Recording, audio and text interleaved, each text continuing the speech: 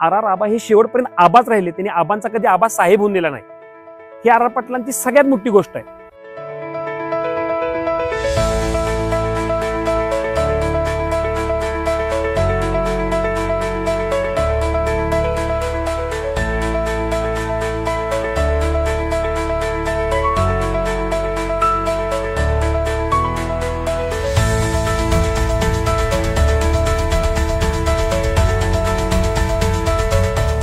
सामान्य जनतेची कामं असामान्य रूपाने ते काम करून ते पूर्णपणे तडीस न्यायचे। आबांच्या कामाची पद्धत खूप वेगळी होती, खूप हळवे होते, खूप म्हणजे सामान्यातल्या सामान्य माणसाला नेहमी केंद्रबिंदू मानून त्यांनी काम केलेलं आहे, कारण त्यांना गरिबीची जाण होती।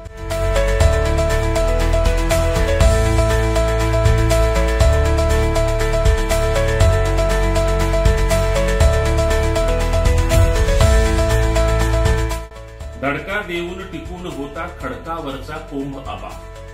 धडका देऊन टिकून होता खडकावरचा कोंभ आबा।